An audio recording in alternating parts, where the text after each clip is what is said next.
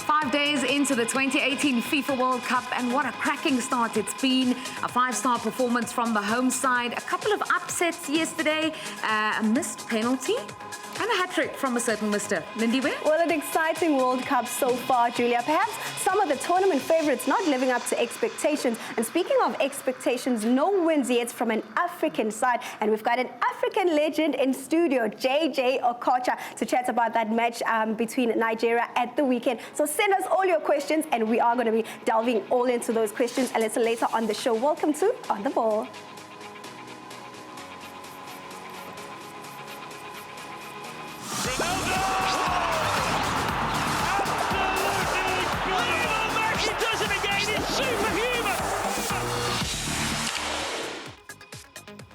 All right, so that start that we mentioned, Okocha is here to talk about that Russia performance. Great way to start the World Cup because there's goals. You're getting everyone excited into the spirit. Oh, definitely. I mean, we didn't see that coming. You know, we knew that they have the strength to beat the Saudi Arabian team, but not by that margin. You know, so it was a great start to the tournament, and since then, I think a lot of goals has followed. And the quality of the goals as well. Yeah, I mean, they were ruthless, you know. They didn't even create too many chances, but they took them when they came, you know, and deservedly won by that margin. JJ, we're in day 5 of the World Cup. Which results somewhat surprised you so far? I must say that it was Switzerland against Brazil, and of course, Mexico beating the defending champion. And that has thrown everything open now and gave maybe the underdogs now the belief that they can sprang out with surprises. Is this the year of the underdogs? I hope so. Tunisia is playing today. You know, we've not had a great start to the tournament yet. I mean, I'm speaking of Africans, so our hope now relies on Tunisia and Senegal to get us started. Yep, Tunisia are in action later on today, and of course with Senegal playing tomorrow. So we're hoping for positive results, Jules. Exactly, want to pick up on what you said about the African teams. I mean, Egypt with that late losing goal against Uruguay, and we also had own goal problems for our African sides. I mean, it's part of the game, you know. Nobody goes out there and want to not do well, you know. So maybe our lack of experience or lack of tactical discipline have costed us, you know. But there's still hope. It's just only one game that have been played. So I think they will review it and try and correct the mistakes. Don't forget to send all your questions through to JJ. He's going to be answering a couple of them when we focus on Nigeria in just a short little while. Ronaldo, I mentioned him in the opening. There's been this competition between how he's going to do, Messi and Neymar, and he came to the party. Well, yes, I mean, we all know what he's capable of doing, you know, and it's amazing how consistent he has been, you know. But I would say that one thing that he's got going for him in this Portuguese team is that they're all playing for him, they're all supporting him, unlike the Argentines, you know. They all want to be stars in their own right, you know, and that made a lot of difference for me. Watching that free kick, the time of it, the concentration in his eyes, the effort, just the pure beauty of that free kick. Well, I think you don't win 5 Ballon d'Ors for nothing. You know, he showed his quality there. He showed what a leader he is. He showed what he can do under pressure, you know. So, I mean, we were all expecting that, you know, if you know the man very well. So, I think it's always good to see a player like that delivering when it's required. Joe Crans just snuck in. I try and sneak around. It's World Cup. I've got things to be doing. I just wanted to ask JJ, obviously with the Nigerian side, I mean, from my side of things, it kind of looked like there wasn't much of a game plan there, and they didn't really have an attacking outlet for themselves. Do you think that's something that is something that Gunnar is going to try and fix in the second game, and do you think it's something you can fix? Oh, definitely. I think we have an exciting young team, you know, and maybe the stage might have been a bit too big for them, you know, but now they've felt it, you know, they've had a go, you know, and they can only get better, you know. I still believe that we've got what it takes, you know, maybe to come out of that group, you know, even though it's going to be as difficult as it will ever be. you know. But I still have hope on the young lads to do well. Yeah, and I mean, it is, like you mentioned, it is a crazily tough group. I mean, for me, the most difficult in the tournament, I think, in terms of the quality in there. But I wanted to ask as well, you mentioned the age. Young Alex Iwobi, how difficult is it playing with that sort of Okocha tag attached to him? Like, is it something that is difficult for him to do? Well, no, I mean, he's been living with it, you know, since he started playing football, since he developed interest in playing football, you know. But I think the most important thing is that we've got a healthy relationship, you know. He knows he can call me anytime and ask for advice.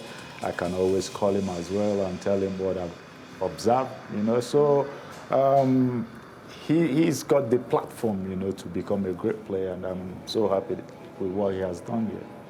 And now with Egypt, Morocco, as well as Nigeria suffering opening defeat, does it put pressure now on Senegal as well as Tunisia to do well in the opening matches?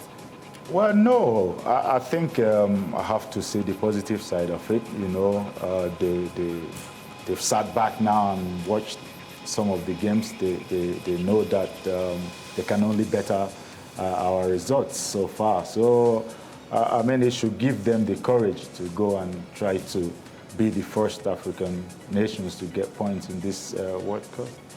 What we're hearing on social media is that they've called you the African Ronaldinho. Well, I'll take that, you know. I mean, I was lucky to have played with him, you know, even though I'm older than him, you know. It's always good to witness a young, talented player grow, you know, and he, for me, achieved everything that I believe, you know, that he should achieve.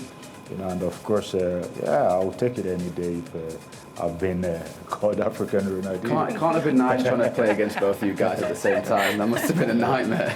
So many questions coming through on social media, on Facebook. Keep those comments coming. Are you seeing any on there?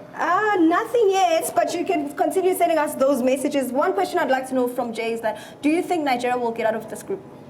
I think so. I mean, we always like to do things the hard way, you know, and nobody ever said that it was going to be easy.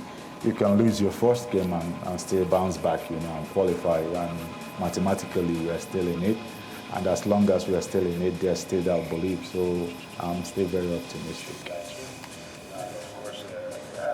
Do you have any more questions, Jeff? I think from my side, it'd be nice to know sort of what you think needs to change about this Nigerian side. I mean, like I mentioned, they didn't look like they got an attacking threat in the last game, but the guys like Iheanacho on the bench.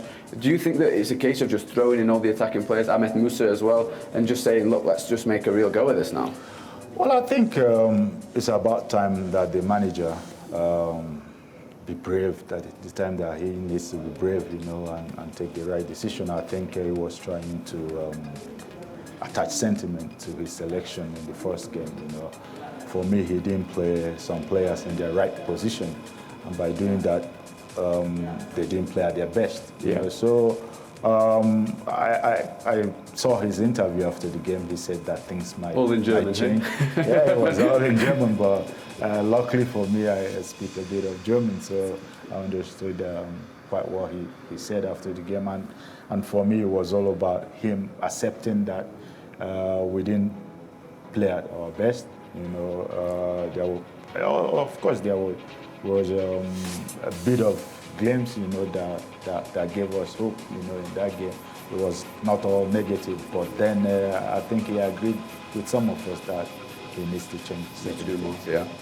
Well, you are sending us your questions on Facebook. I've got a question here from Liman Masia saying, Mr. JJ, do you think there's any player who can be compared to you in the Nigerian team? Well, I don't like blowing my trumpet, you know, but I think every player is different. You know, we're all blessed with different talents, you know. But I think we should judge each player according to their gift, you know. So I don't want to say that we have a similar player like me now on the team. Another question from Calvin Sifalano Chombo says, why did you retire early?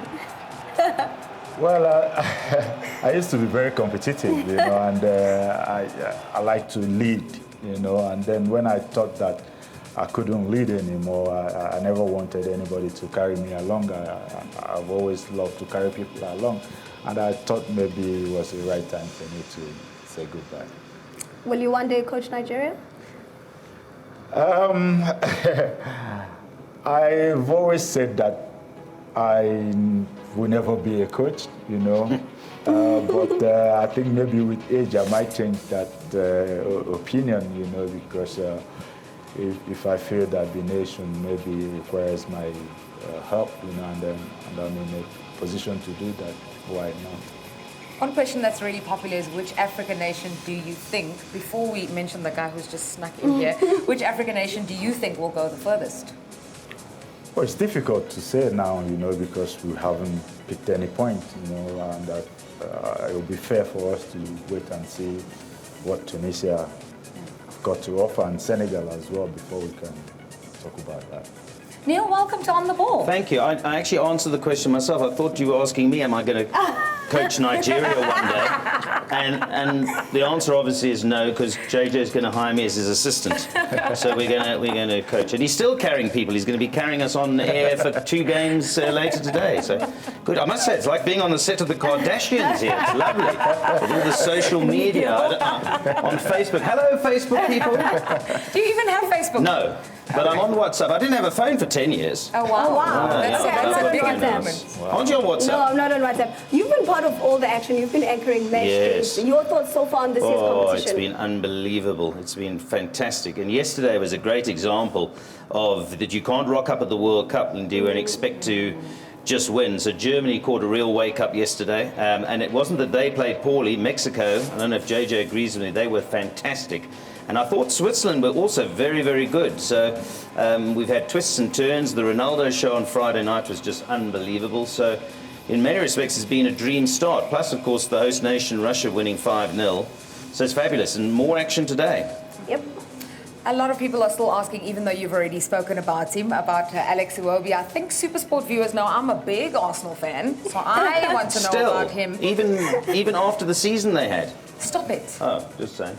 I want to know about Alex. Has he said anything about the reaction in the team to what happened?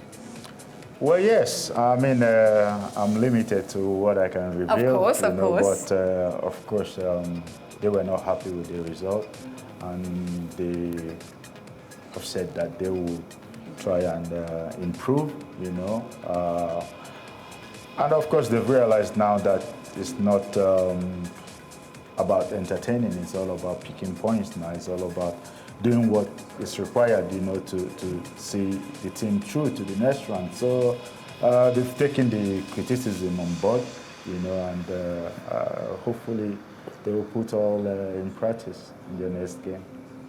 Neil, you're on air in just a short little while. What are we looking forward to today? So we've got 3 big matches today. There's a little bit of a David and Goliath feel about the middle one because it's Belgium. Many people's favourites. Lindy was favourites. Against Panama. I only know that Panama, they built a canal through there once and they make hats. But I say that flippantly, but you can't ignore sides because everybody has earned the right to be there. And then first up, we've got an interesting clash. There's a clash, Sweden obviously European-based and South Korea Asian, so it'll be interesting to see there. So Son, I'm a Spurs man, so it'll be interesting to see how Son plays there. And then, of course, England, which is why Joe left the set, because he's starting to feel a bit pale. He's already said, I can't wait, I don't know whether England are going to ruin my entire World Cup. Who knows? But it's great stuff, yeah, 3 great games. Yep. Well, we've got a few more comments. I've got one here from Rick Samba says, I'm watching from Chulumba, Zambia. JJ, one of the best dribblers the world has ever had.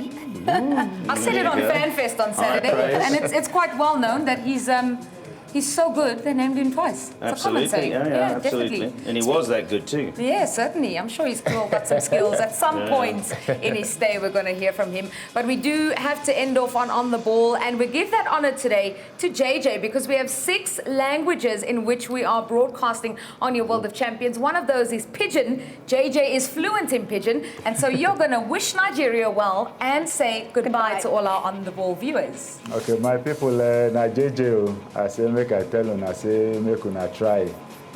We never lose hope. We will still make them. You know, it just make we believe. And then the people where they watch, thank you, na do well. We will see you now. Bye. Thank you, na do well.